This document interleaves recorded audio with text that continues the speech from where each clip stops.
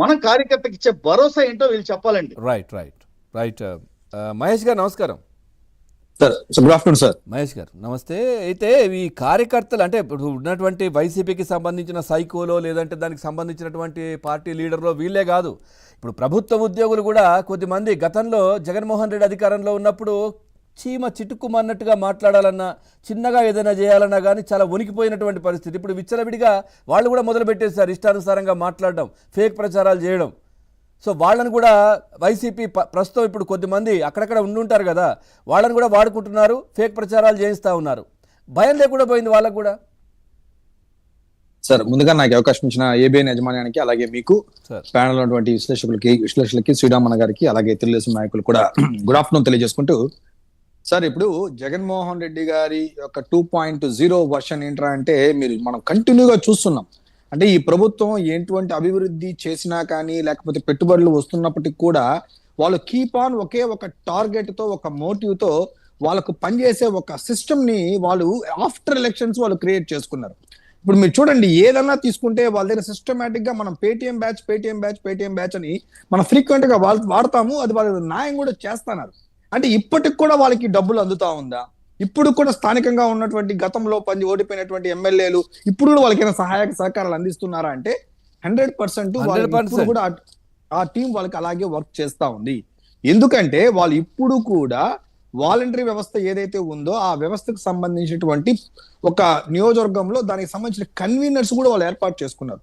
That means వాళ్ళ దగ్గర ఇప్పుడు కూడా గతంలో వాళ్ళకి ఎవరైతే పనిచేశారో ఆ యొక్క నేను చెప్పినటువంటి వాలంటీర్స్ కానీ, లేకపోతే వాళ్ళకు అనుకూలంగా ఆ రోజు సచివాలయంలో ఉద్యోగాలు తెచ్చుకున్నటువంటి వాళ్ళని కానీ, వాళ్ళందరూ కూడా ఇప్పుడు కూడా వాళ్ళతో టచ్ లో ఉన్నారనే విషయం కూడా ఈ రోజు మనం చూస్తున్నట్టయితే, లేక వాళ్ళకి అంత గ్రౌండ్ లెవెల్లో వాళ్ళంత సిస్టమ్ గా ఎవరు వర్క్ చేయరు. ఎందుకంటే గతంలో నువ్వు నా దగ్గర లబ్ధి పొందావు కాబట్టి నువ్వు ఇప్పుడు రుణం తీసుకోవాల్సిన బాధ్యత నీకు ఉందని చెప్పే దాంట్లో వాళ్ళు అది పనిచేస్తున్నారు. కానీ వన్ థింగ్ సార్, ఇది ఇంకా కూడా మేము 1.5 years తర్వాత కూడా ఇది మా చేతకానితనంగానే మేము చెప్పుకుంటా ఉంటే డెఫినెట్లీ కూటమి ప్రభుత్వంలో కార్యకర్తలకు కానీ, లేకపోతే ఎవరైతే దీనికి ఇంట్రెస్ట్ గా కనెక్ట్ అయినారో వాళ్ళందరూ కూడా డిస్కనెక్ట్ అయ్యే ప్రమాదం ఎంతైతే ఖచ్చితంగా ఉంది.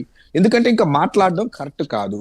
ఎందుకంటే ఇప్పటికి కూడా యాక్షన్స్ అనేది ఇప్పుడు వెరీ సింపుల్, వీడియోస్ వస్తుంది, వీడియో ఫేక్ వీడియో తెలుస్తుంది. ఎవరైతే ఫేక్ వీడియో, ఈరోజు మన టెక్నాలజీ, చంద్రబాబు నాయుడు గారు మాట్లాడితే క్వాంటమ్ వ్యాలీ, మాట్లాడితే ఆర్టిఫిషియల్ ఇంటెలిజెన్స్ అనే టెక్నాలజీ గురించి మాట్లాడేటప్పుడు అంతా దాంట్లో ఒక 10% కానీ ఒక సోషల్ మీడియా మీద కానీ మనం పెట్టగలిగితే నిజంగానే అది నీ అకౌంటా కాదా, నీ అకౌంట్ నుంచి ఎందుకు ఫార్వర్డ్ చేసావు, మెంబర్ ఆఫ్ టైమ్స్ ఎందుకు ఫార్వర్డ్ చేసావు అని కానీ మనం కానీ చెప్పగలిగి పట్టుకోగలిగితే దానికి కార్యకర్త ఎంతసేపు ముందుకు వెళ్తారు సార్?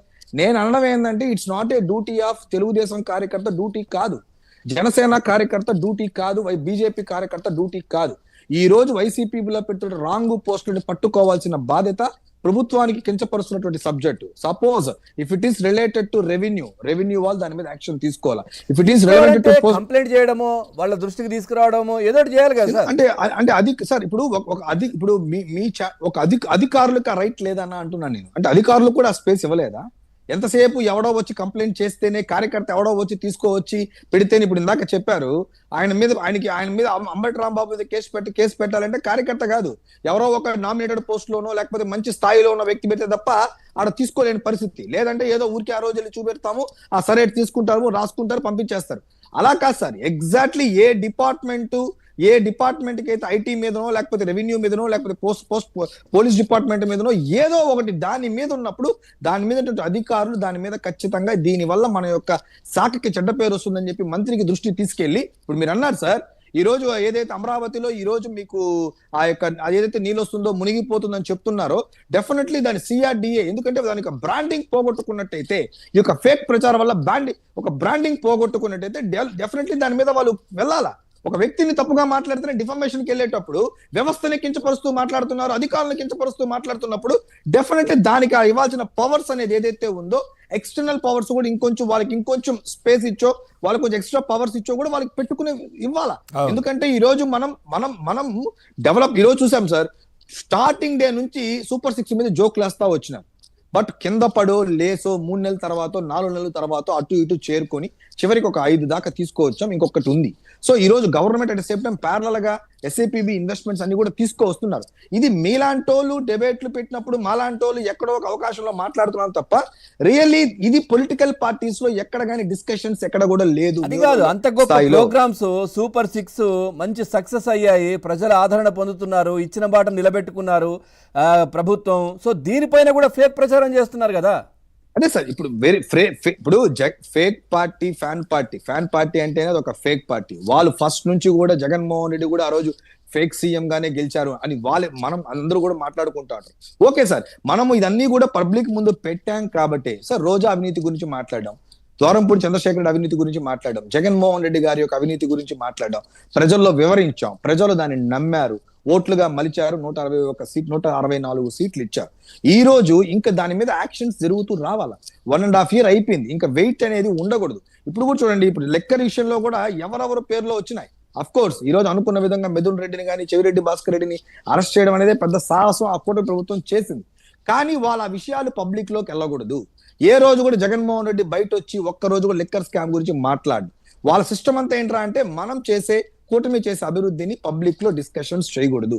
దాని మీద మనం ఏదో విధంగా ఒక ఫేక్ పోస్ట్ వేయడమో లేక వార్తను స్ప్రెడ్ చేయడమో, ఏదో ఒక ఫేక్ అకౌంట్స్ క్రియేట్ చేసుకోవడం వాళ్ళకి ఉంది సార్ సిస్టము. వాళ్ళు గతంలో కూడా ఇలాగే ఎవరన్నా ఏదన్నా చెబితే కూడా దాని 100 మంది వచ్చి పడిపోతారు. వాళ్ళు ఎవరు కూడా వ్యక్తులు కాదు. ఇప్పుడు ఫర్ ఎగ్జాంపుల్ నగిరి నియోజకవర్గంలో ఉంటుంది సార్, నగిరి నియోజకవర్గంలో వైసీపీ ఏ కార్యకర్త కూడా వాడి యొక్క అకౌంట్ నుంచి పోస్ట్ చేయట్లేదు. మాకు ఎక్కడ ఎందుకంటే మాకు తెలిసిపోతుంది కదా, ఇతను మా పక్క వీధోడు, ఇతను ఆ ఊరోడు, ఇది ఆ మండలం వాడు, ఇతను యాక్టివ్ గా ఉంటాడు, అలా వాళ్ళు ఎవరు ఉండరు. బట్ ఈ నియోజకవర్గంలో కూడా కొన్ని 100 పోస్టులు వస్తుందంటే వాళ్ళు ఈ నియోజకవర్గం సంబంధించిన వ్యక్తులు కాదు. సార్ దేశాలు వేరే దేశం నుంచి కూడా చేయిస్తా ఉన్నారు కదా.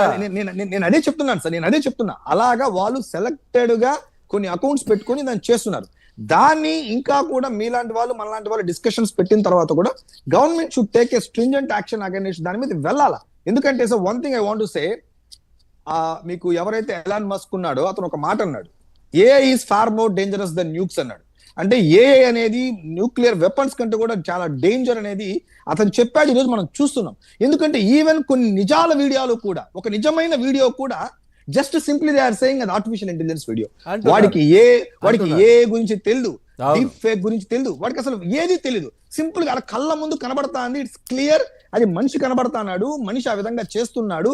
కారు కింద తల పెట్టిన వీడియోను కూడా ఫేక్ వీడియో అని దాన్ని ఏ వీడియో అన్నారంటే నాకైతే అర్థం కాలేదు చెప్పాలి. మళ్ళీ దాన్ని ధృవీకరించుకోవడానికి పెద్ద తతంగం